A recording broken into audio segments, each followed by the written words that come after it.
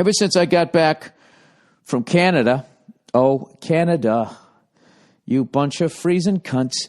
I just got back from there, and I kind of realized that when I go on the road with the fellas, we act like we're on some sort of bachelor party. I don't know what it is, minus the fucking whoas. Everything else, we basically, we booze and we smoke cigars and that thing, and it's just, it takes a lot out of me. And I got a bunch of shit I got to do, so I kind of need to be clear-headed as opposed to the usual. Usually when I got nothing going on in my life, I mean, I can fucking, I can have a few, right? I can wake up the next morning like, Jesus, I just go get some fucking eggs or something, right? I can be in that mindset, but as of right now, I can't. So I have not done anything. I haven't done shit. I haven't drank. I haven't smoked. I'm eating pretty good. I'm even laying off the internet porn. I mean, it's just fucking over. I actually got this Time magazine that was about internet porn and how it's like fucking people up, especially like kids, when they first, like, just the shit. Who's kidding who? The shit you can see on the fucking internet. I can't believe nobody stepped in. I'm not saying somebody should step in, but, I got to tell you, if they knew what the fuck the internet was going to be whenever Al Gore was inventing it back in the 80s, I never said that. I said that I was involved in the email chain, whatever the fuck he said. That fucking guy. Remember when his campaign was over? Remember when he was dancing around and all sweaty and all that shit? He just looked like he was so fucking relieved that it was over. What a thing to go through, running for president. I just saw a clip of Hillary Clinton. I have not been paying attention at all, but Jesus Christ, what the fuck happened to her? She looks like Earl fucking Weaver. She looks like Earl Weaver. She was doing something, right? She was standing in some black church, right? Baptist church, I'm going to assume. I don't think it was a Jewish synagogue there, whatever the fuck temple. She was in this green suit. She's just like yelling, the shit she was going to do. That's the only time a politician goes near the black community is when they're running. They swing by the church. They make a whole bunch of promises. And then they get in the fucking limo and they go, let's get the fuck out of here. Right? Fuck out of Dodge. Then they go over, they do a town meeting, talk to all the lunch pail Louis, right? Then if there's even those people left in this country, if you fucking make anything, and they get over there and they roll up their sleeves. That's when, they're talking to the working man. They take off their sport coat and they roll up their sleeves. Like they're going to build something rather than just go out there and say the exact same bullshit they just said in the Baptist church with more of a fucking lunch pail swing to it, right? And the whole fucking thing. It's just gross. I don't know how anybody sits there and watch that shit, but the latest thing that I've become fascinated with is I completely leave whatever the fuck I was just talking about. I'll come back to it, the clean living thing. Who wants to listen about clean living? It's the most boring shit ever. Anyways, I've become fascinated with how super rich people avoid paying taxes. It's fucking fascinating. It's one of those things, it's like you got to respect it on a certain level. It's the brilliance of it.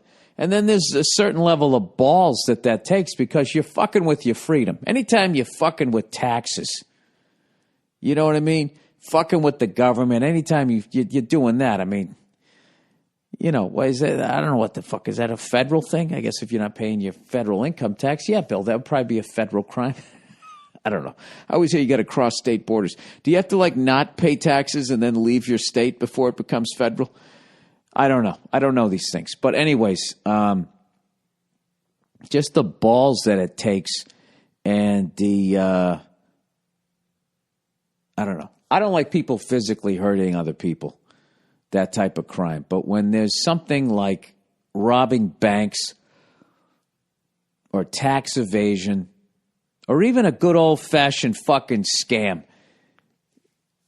if there's an amazing level of thought behind it, on some level you got to respect it, I think. You know what I mean? I remember a long time ago there was some fucking guy, he figured out how to rob parking meters. And they were allegedly, it was impossible to do. So this guy figured out how to fucking do it. It's amazing. And he did this shit. This is back in like the 80s or some shit. This guy figured out how to do it. So it was way, way, way easier to not have everybody breathing down your fucking throat.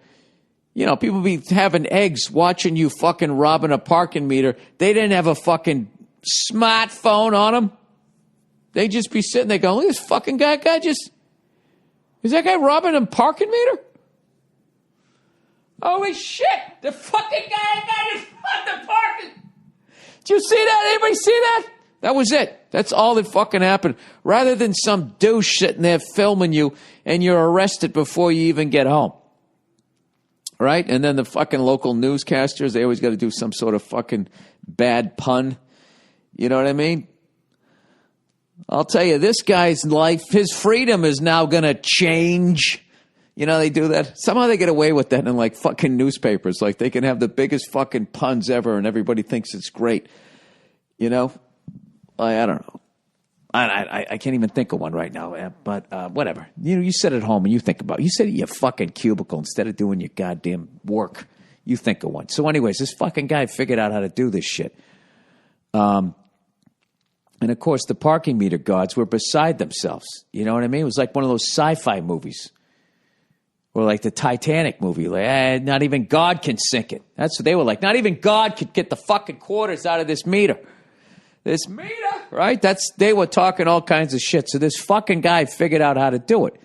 And you're thinking like, all right, whatever, man. What the fuck you going to do with that? Well, dude, there's fucking meters all over the city. So this guy, anytime he wanted a drink, if he wanted a fucking sandwich, dude, he had it perfect.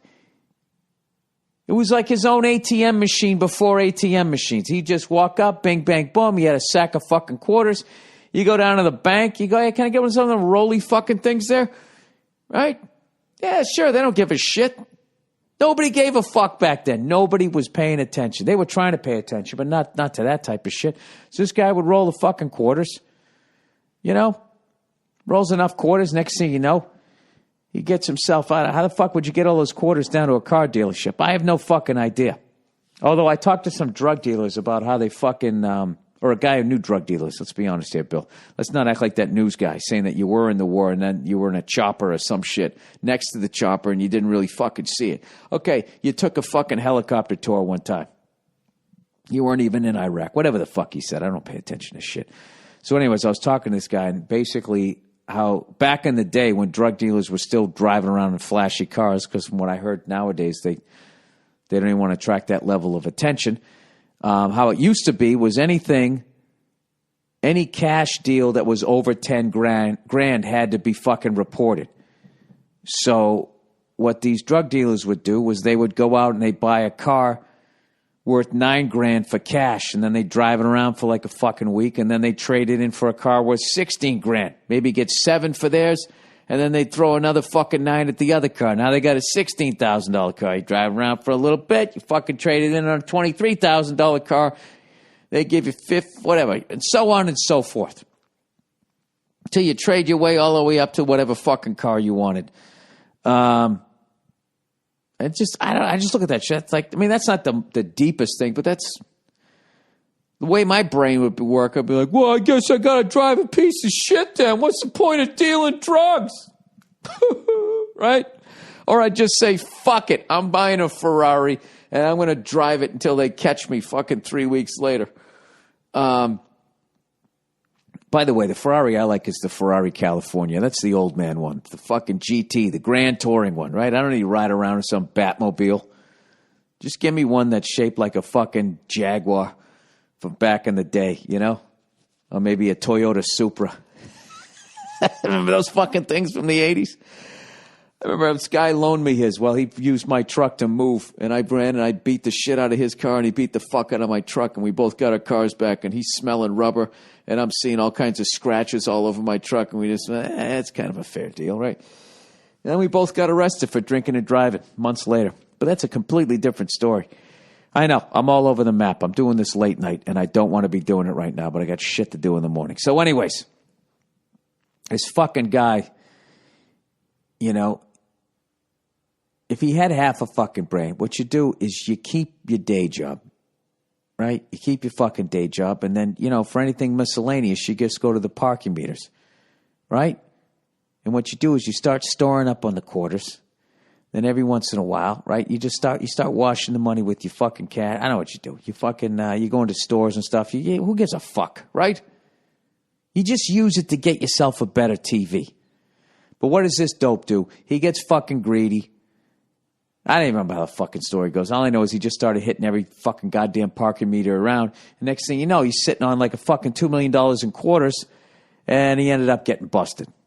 But there was a part of it, I liked the guy,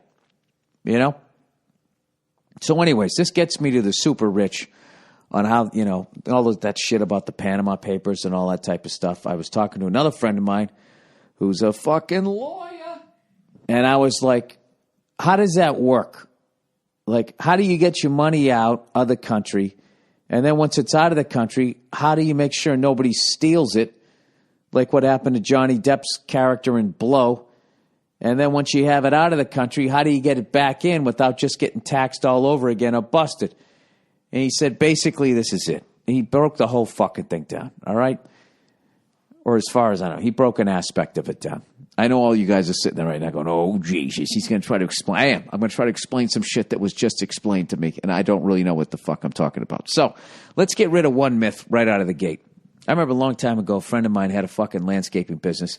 And he already had a truck, and he went out and he bought this giant fucking, one of those things with the dual wheels on the back and this fucking giant bed. Look like you put cattle in it, right?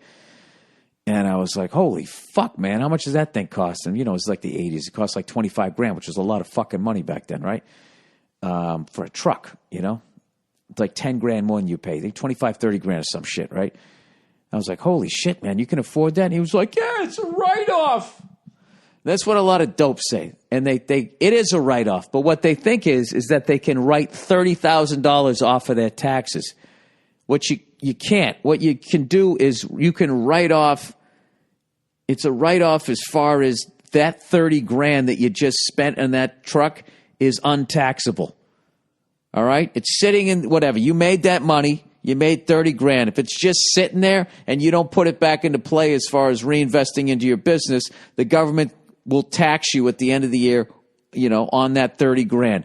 And let's say you're in like a fucking, 20% tax bracket, that you'd have to give the government fucking $6,000. Right?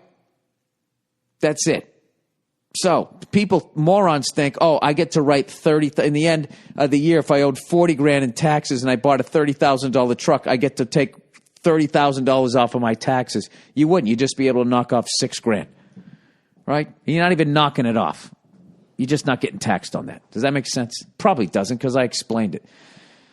So anyways, when you have your own business, what you're trying to do is you're trying to come up with as many fucking write-offs as you possibly can. Many expenses, everything you possibly can to lower your basic, whatever your income as far as what is going to be taxable. So say you made fucking $100,000, all right? You grossed $100,000. The net is what you're left with after your expenses. You try to fucking come up with as many goddamn expenses as you can to get that $100,000 as far down as zero as possible. Ideally, you wouldn't want to pay any fucking taxes as far as these people look. But the bottom line is you can only do it so much, and if you write off too much, the IRS is going to show up and be like, what's this fucking, $60,000 for fucking cheeseburgers, blah, blah, blah, you tried to write off, and you're going to get busted. All right?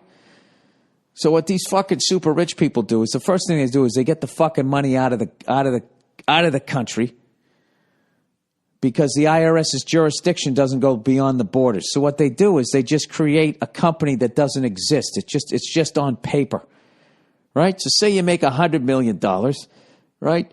What you do is you go to a country that doesn't give a shit about America and lets you use it as a tax shelter. You just come up with some incorporated thing, like Who Gives a Fuck Inc., right?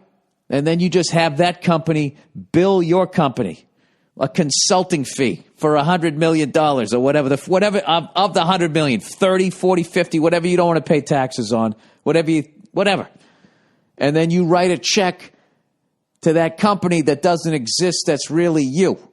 And then you send it out. So now it's out of the fucking country. And then what they do is they open up like 10 other of these fucking shell companies, and they have those other companies build the first company, and then the third one builds the second one, the fourth one, and it's just gone. The money's fucking gone. Now the IRS can come at you and be like, what the fuck did you pay somebody $100 million consulting fee? And then you're telling me you paid somebody $100 million as a consulting fee? And then you just look at them and go, yes. And evidently there's nothing they can fucking do about it. So then I go, all right, so now it's out of the country, and then it's in this other country. How the fuck do you protect it? And he goes, well, those countries where these tax shelters are, they're in on the scam. So you just kick them 10% of the 100 million. You give them 10. Here's fucking whatever you can negotiate. We'll just make it easy. Here's $10 million bucks. So I'll give you 10 million rather than giving the government fucking 50, 55, 60 million at 100 million. I'm still fucking up 45 million. All right. So then I was like, all right, so now how do you get the money back? Because if, you bring the money back, you stick it to the bank, they're going to consider that earned income. Like, where the fuck did you get it? And this guy was like, they bring it back into the country in the form of a loan. Loans aren't taxable, right? Like if you get a fucking loan because you're already paying interest on it and everything, they don't tax you. So they just bring it back in the form of a loan, whatever the fuck you want to do. I want to buy a $10 million house. You have this shell company that's 10 times removed from the one that you paid from the consulting fee, right? And they can't follow the paper trail because it's in a different country, right? You just bring it back into the country in the form of a loan. And then you go buy a fucking house. And I guess, I don't know, you pretend to make payments or the loan is forgiven by this shell company that's still you. I know I just glossed over that, and if anybody has more information on it, I find it absolutely fascinating. There's other ones, they just pretend that that's their main business, that shell company, so they just act like it's doing I don't know. That's as far as I can remember that what he told me, and I found that shit absolutely fucking fascinating, because at the end of the fucking day, as far as what they're doing, I know they're fucking over you and me because, the school systems go down the shitter because they don't have enough money. There's a lot of potholes. There's all kinds of stuff. You can't take care of homeless people. You can't build another gleaming structure for a fucking sports team, whatever the fuck it is. At the end of the day, as fucked up as that is, these people who are criminals, they're stealing from other criminals. As far as my conspiracy theory goes, the IRS is just a bunch of fucking crooks anyway. So, I mean, it's kind of fascinating watching these two giant, powerful entities fuck with each other. Meanwhile, I'm in the crosshairs, you're in the crosshairs, and we're all paying Elvis taxes. And there goes Hillary Clinton screaming in some Baptist church. Is she talking about that shit? Of course she isn't. Because when you bring the fucking money back in, you just don't bring it in and go out and buy yourself your fucking Ferrari California. What you do is, you do that, but what you also do is you walk around with nice wad of cash and you go, oh, hey, chief of police. Oh, look at that birdie over there. And as he looks over, you stuff a fucking wad of cash in his pocket, And then, is it an election year? Yeah, I'll take $2 million on Trump. Give me 2.5 on Hillary, and fuck it. Give me $500,000 on Bernie Sanders. What do you mean he's not taking any money from guys like me? Oh, is that right? Well, whatever. He won't get in. And if he does, I'll give $3 million to, silence him. That's what the fuck they do. And that's how they I'm convinced of that. I'm convinced as far as like stand-up comedy goes, you know why they're always giving us shit? Is because if stand-up comedians just organized, okay, and we donated to the campaigns of people running to the Democratic and the Republican parties, right? And then we bought a little ad time on CNN and on Fox News and all these major networks. If we did that, you'd never see another comedian getting in trouble for doing a fucking Caitlyn Jenner joke. Anyways, if anybody has any more information on that, or they can talk about it. I don't like if it's really dry. I just like, I'm fascinated with people that do shit like that and then they go to bed knowing what the fuck they're doing. And they got to be thinking at some point, like, the wolf's got to be coming to the door at some point. Hang on one second. I got to answer this. All right, so I'm back. Of course, I completely forget what the fuck where I ended off. But what I really learned when I was, listening to this lawyer telling me all this shit. I know. I was saying the balls that takes to go to bed at night, knowing at any point, like, all of a sudden the fucking feds are going to kick in your fucking door. But I think that these guys are like the smarter ones. And when you watch like American Greed, what I noticed when I watched them, all of their fuckery was within the borders of the United States, which I guess if you're too dumb to know, you don't realize you're not going to get away with it forever. But like once after talking to this guy, it just seems like anybody who just tries to have their entire illegal entity within the borders of one country is you're just on borrowed time. So I think when you watch American Greed, what you're really seeing is the hacks of, you always see these fucking idiots. They buy a house, they get all these fucking cars, and they have some strippers come over. Oh, my fucking laptop. Oh, that was a laptop hitting hardwood floors. Come on, baby. Come on, come around. You're all right. Hang in there. Help is on the way. Oh, fuck. Oh, you fucking motherfucker. Steve Jobs is laughing somewhere right now. He's laughing at me because I got to give him money, and he also knows there's going to be another little kid's got to put it together. All right, it's saved. It's saved. So anyways, let's read a little bit of fucking ad shit here before my screen goes dark. Hang on a second. I find that shit, I find all that stuff fucking amazing. It's really, really interesting. If you just remove yourself from it, the humanity of it or whatever, and all the people that it's affecting and kids not getting better school books and shit, if you just look at the fucking game that's going on, it's really fucking interesting.